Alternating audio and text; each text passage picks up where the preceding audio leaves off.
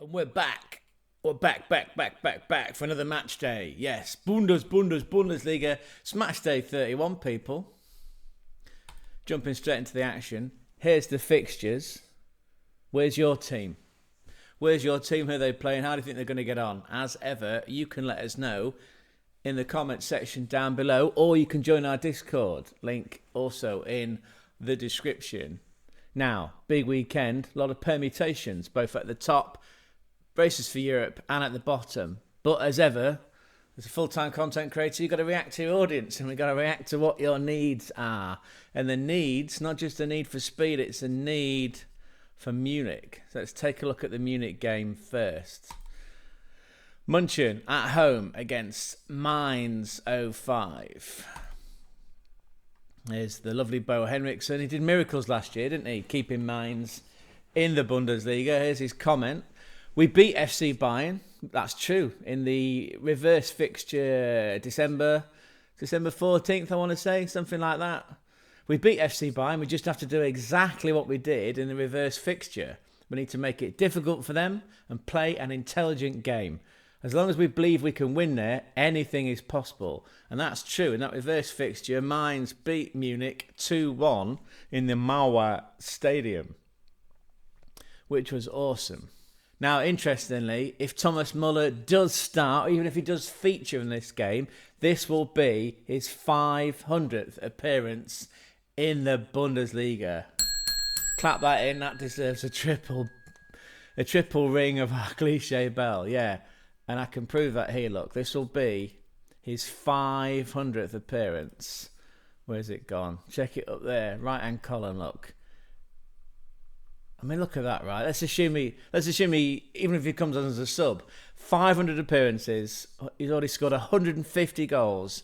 And he's come up with 211 assists for a one-man club.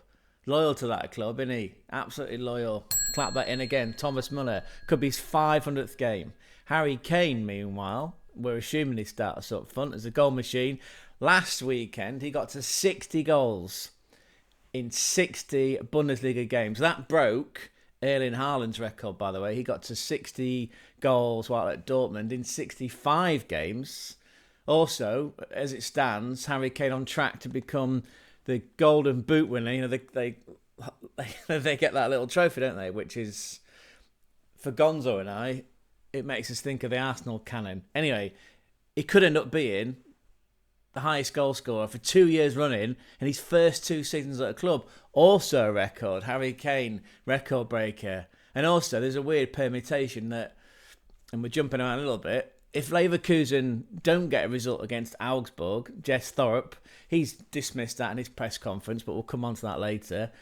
If Leverkusen don't get a result, in fact, if they lose to Augsburg and Munich beat Mainz, that Salad Bowl, that Meisterschale, transfers from the Bayer Arena to the Allianz Arena. Yes, Munich could win the Bundesliga this weekend. We still feel 2 more wins, and it's theirs, but it could happen this weekend. There's a lot going on. Here's your lineups, like I say. Young Erbig in goal. It's a classic 4-2-3-1, as we know from the big-brained one. Again, this is a probable lineup, so don't judge us if it changes on the day. We did hear, by the way, on that there X, that Leroy Sané and Munich have reached an agreement over a new contract. It's supposed to be finalised this week. A 3-year contract extension, which will take him through until 2028. How old will you be in 2028? And how much trophies will Munich and Harry Kane have won by 2028?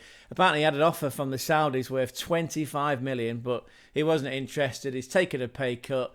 Thomas Ebril with those sparkly pants appreciated that. He's happy, isn't he? He's happy to stay where he is. Yeah, that's exciting. That's exciting for Leroy Sané and his agent. What do you think about that, Munich fans? Let me know in the comment section down below. I did read somewhere, and it's not here, that Thomas Muller's been sick this week, bless him. So he may not start. Either way, if he comes on as a sub, that's still 500 appearances over his career, which has been 18 years. That's still fantastic. Anyway, back to the lineups. Erbig in goal. Conrad. We love that name, Conrad with a K. Oh, it just hits home so hard. Anyway, Conrad Lima right back, Guerrero left. Dyer, Stanisic being played in the middle, so no Min-Jae Kim for the second game in a row. That double pivot of Kimmich and Pavlovic. Remember what we said the other day in a video, that the future of football, all of football relies on the health of one young Alexander Pavlovic. We wish him well. We hope he manages to find a voodoo doctor that cures him of all his ills, because the future of football relies on the health of Alexander Pavlovic. There's your double pivot with Joshua Kimmich as the captain. And then you've got that attacking four, but played out as a three. We've got Michael Elise, if only he had a right foot. Leroy Sané on the left. Thomas Muller in the 10, but that might be subject to change. We'll have to find out. Maybe things get shuffled around a little bit. Maybe Coman can come in and play in there. Who knows? But as it stands in the probable lineups, it's Muller as number 10, playing behind. Does that thing, doesn't he, with his goal celebration. I can't jump around here because I'll cause chaos. But yeah, there's Harry Kane up front. As for Mainz, as for Bo Henriksen, again, he did wonders last year keeping that team up. He's slipped off a bit. We'll come on to the form in a second. So Robin Zentner, I believe he's got 9 clean sheets so far this season. Danny Da Costa at right, but well, actually it's a going with a back three. They're playing 3-4-3 or 3-4-2-1 by the look of it. Danny Da Costa, Jens, and Dominic Kerr at the back. In the midfield on the right is Anthony Cassi, the Frenchman. Philippe and Wenne on the left, and then in the middle you've got Keisho Sano. He's hard working, isn't he? He's hard working, and a future baller for Germany is Nadim Amiri. There's an attacking midfield two of Paul Nibble and Huang Wang Lee. Might have got that one wrong. And Johnny Burkout, who's not scored in 3 games but has got 15 for the season. He's the captain. He's at the pinnacle on the top of that Mainz attack. Let's have a quick look. Like I say, we can look, just validation there by the way, that he hasn't, well actually he technically hasn't scored in 4, Johnny Burkout, because he didn't score in that first half against Italia in the UEFA Nations League. Hasn't scored in 3 Bundesliga games, and no assist either. Let's hope that changes.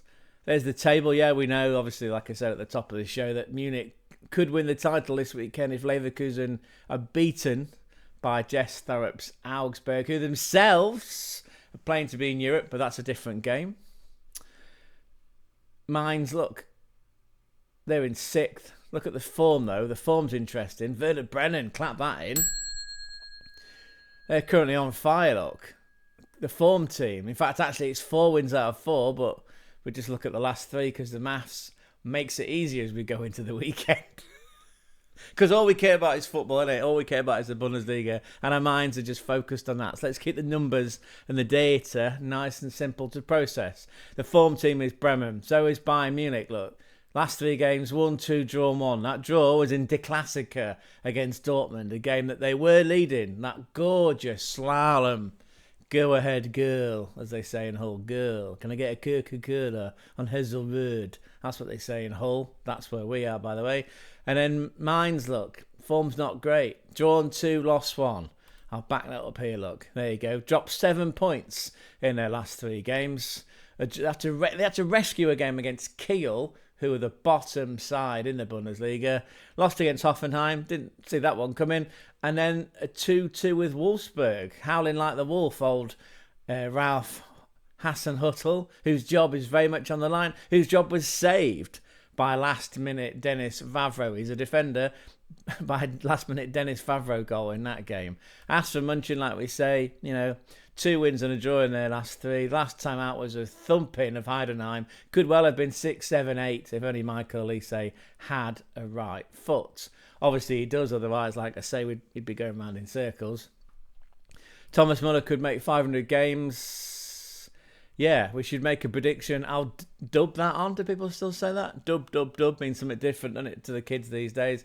We'll dub that on, but just looking at the table overall, actually, let's have a look. Mainz have been pretty fierce scorers on the road, although they've slipped off of late, like I say. I'm sure Bo Henriksen will be playing MAINZ games. See what we did there? MAINZ games. 27 goals on the road. Like I say, Werder have got the same amount. They're the form team in the Bundesliga at the minute. That's away from home. Don't forget, Mainz did win against Munich, and actually they've won in 4 of the last 5 seasons against Munich. So they're a bit of a Bergie team, if we can still use that term. I know it's got putrid. Oh, that's a great word, isn't it? Putrid. Putrid connotations.